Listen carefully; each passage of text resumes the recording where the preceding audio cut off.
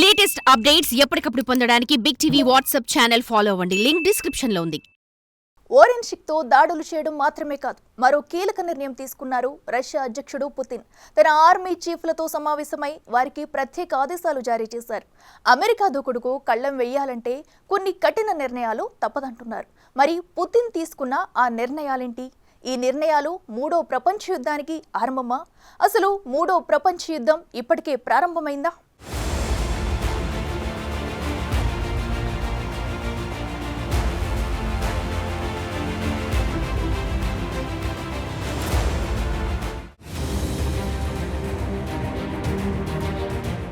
Army చీఫ్లతో Putin ప్రత్యేక సమావేశం. హైపర్సోనిక్ల testing ను పెంచాలని కీలక నిర్ణయం.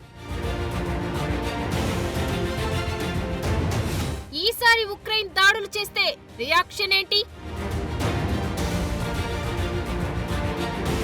అణు విధానాన్ని సమీక్షించడం ప్రపంచానికి చేటేనా?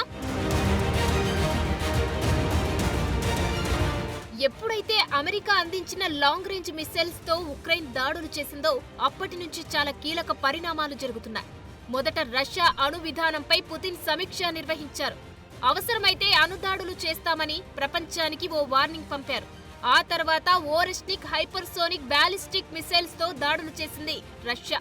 ఆ తర్వాత తన ఆర్మీ చీఫ్లతో ప్రత్యేకంగా సమావేశమయ్యారు పుతిన్. ఈ వరుస ఘటనలు ఇప్పుడు కాస్త ఆందోళన పెంచుతున్నాయి.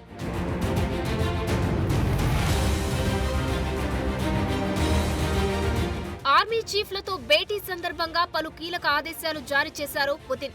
హైపర్సోనిక్ బ్యాలిస్టిక్ మిసైల్స్ ను యుద్ధ క్షేత్రంలో పరీక్షించేందుకు అనుమతించారు.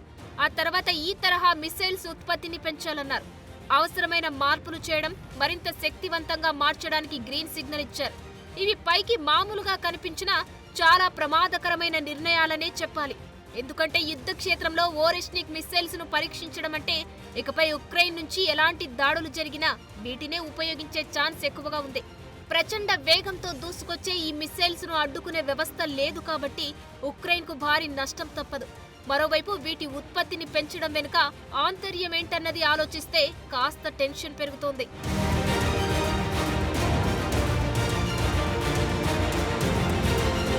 ఓరెష్నిక్ మిసైల్ రేంజ్ 5000 కిలోమీటర్లు. ఈ రేడియస్ లో అనేక నాటో దేశాలు ఉన్నాయి. ఉక్రెయిన్ తో పాటు ఆ దేశానికి సహకరించే వారిపై కూడా దాడులు చేస్తామని చెబుతోంది రష్యా. అంటే ఉక్రెయిన్ దాడులు చేస్తే వీటిపై కూడా రష్యా దాడులు చేసే అవకాశమూ లేకపోలేదు. అయితే ఈ మిసైల్స్ వాటి లక్ష్యాలను చేరుకుంటాయా, వాటిని మధ్యలోనే ఆ దేశాలు అడ్డుకుంటాయా అనేది పక్కన పెడితే రష్యా దాడులు చేసేందుకు ప్రయత్నించింది అనేది పెద్ద విషయం. దీనిపై ఆ దేశాల నుంచి వచ్చే రియాక్షన్ ఖచ్చితంగా ప్రభావం చూపుతోంది.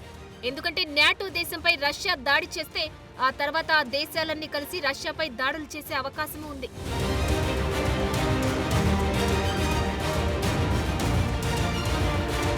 ఉక్రెయిన్ నాటోలో భాగం కాదు, కానీ నాటో దేశాలన్నీ ఇప్పటి వరకు పరోక్షంగా సాయం చేస్తూ వచ్చాయి. పేరుకు ఉక్రెయిన్ రష్యాపై దాడి చేస్తున్నా దాని వెనుకుండి నడిపించేది నాటో దేశాలన్నది బహిరంగ రహస్యం. నాటో దేశంపై దాడి జరిగితే మిగిలిన దేశాలని స్పందించాలి. ఆ దేశానికి సాయంగా ఉండాలనేదే రూల్. ఉక్రెయిన్ టెక్నికల్ గా నాటోలో లేదు కాబట్టి ఇప్పటి వరకు ఇలా పరోక్షంగా యుద్ధాన్ని నడిపిస్తున్నాయి అమెరికా, దాని మిత్ర దేశాలు.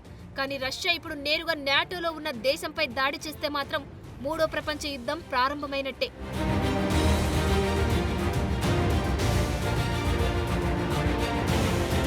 ఇప్పటికే మూడో ప్రపంచ యుద్ధం ప్రారంభమైందంటూ ప్రచారము జరుగుతుంది. రష్యాలో ఉత్తర కొరియా సైనికులు ఉన్నారని, చైనా కూడా రష్యాకు మద్దతు ఇస్తుందని, అందుకే మూడో ప్రపంచ యుద్ధం ప్రారంభమైందంటూ ఓ ఉక్రెయిన్ ఆర్మీ ఉన్నతాధికారి చెప్పినట్టు కథనాలు వెలువడుతున్నాయి. అయితే అసలు ఉక్రెయిన్ యుద్ధం ప్రారంభమైనప్పటి నుంచి ఆయుధాలు, యుద్ధ విమానాలు, మిస్సైల్స్, ఆర్మీ ఇంటెలిజెన్స్ తో పాటు ఆర్మీ కమాండర్లను ఉక్రెయిన్ కు పంపాయి అమెరికా, దాని మిత్ర దేశాలు. వీటన్నిటిని రష్యా ఇన్నాళ్లు ఒంటరిగానే ఎదుర్కొన్నది కదా.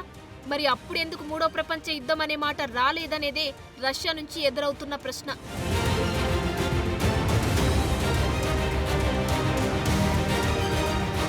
ఇలా పాపం తలా పిడికెడు అనే కాన్సెప్ట్ ఇక్కడ పర్ఫెక్ట్ గా సూట్ అవుతుంది. లాంగ్ రేంజ్ మిసైల్స్ వాడకం విషయంలో అనుమతి ఇవ్వాలంటూ జెలెన్స్కీ ఎన్నాళ్లుగానో వేడుకుంటున్నా పట్టించుకుని అమెరికా హడావుడిగా గ్రీన్ సిగ్నల్ ఇవ్వడం, ఇచ్చిన గంటలోపే ఉక్రెయిన్ రష్యాపై దాడులు చేయడం ఇదే అదునుగా రష్యా హైపర్సోనిక్ మిసైల్స్ ను ప్రయోగించడం, అణు విధానాన్ని సమీక్షించడం, ఇలా ఒకదాని తర్వాత ఒకటిగా పరిణామాలు జరిగిపోతూనే ఉన్నాయి. అయితే ప్రస్తుత పరిస్థితులు చూస్తుంటే ఈ పరిణామాలు మరింత పెరిగే అవకాశమే కనిపిస్తోంది తప్ప తగ్గేలా లేవు. అయితే పరిస్థితులలో ఏదైనా మార్పు రావాలంటే అమెరికాలో అధికార బదిలీ జరగాలి. ఇప్పటికే అమెరికా అధ్యక్ష ఎన్నికల్లో గెలిచిన ట్రంప్ బాధ్యతలు స్వీకరిస్తే ఈ పరిణామాల్లో మార్పులు వచ్చే పరిస్థితి ఉంది.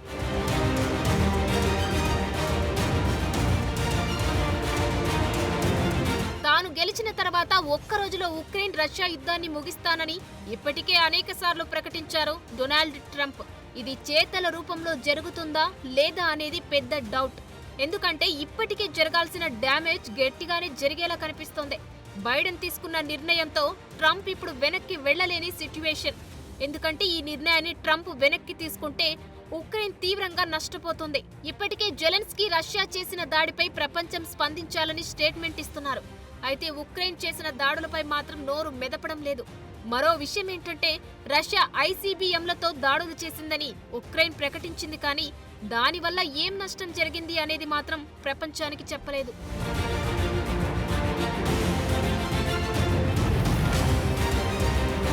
అయితే ట్రంప్ బాధ్యతలు చేపట్టే ముందు రష్యా దాడులను తీవ్రతరం చేయడం కూడా వ్యూహాత్మకమే అని తెలుస్తోంది. ఎందుకంటే రష్యా ఉక్రెయిన్ మధ్య యుద్ధం మొదలై 1000 రోజులు దాటింది. ఒకవేళ ట్రంప్ వచ్చిన తర్వాత చర్చలు ప్రారంభమైతే ఫలితాలు తమకు అనుకూలంగా ఉండేందుకు ఉక్రెయిన్ రష్యా రెండు ప్రయత్నిస్తున్నట్టు కనిపిస్తోంది. అయితే క్రిమియా సహా అన్ని ఆక్రమిత భూభాగాలను తిరిగి అప్పగించాలన్నది జెలెన్స్కీ డిమాండ్. అయితే కాల్పుల విరమణ తప్ప దేనికి అంగీకరించేందుకు రష్యా సిద్ధంగా ఉన్నట్టు కనిపించడం లేదు. మరి ట్రంప్ వచ్చే వరకు ఎలాంటి పరిణామాలు జరుగుతాయో, ట్రంప్ వచ్చిన తర్వాత వచ్చే మార్పులేంటో అనే దానిపైనే ఇప్పుడు ఉక్రెయిన్ రష్యా భవిష్యత్తుతో పాటు ప్రపంచ దేశాల భవిష్యత్తు ఆధారపడి ఉంది.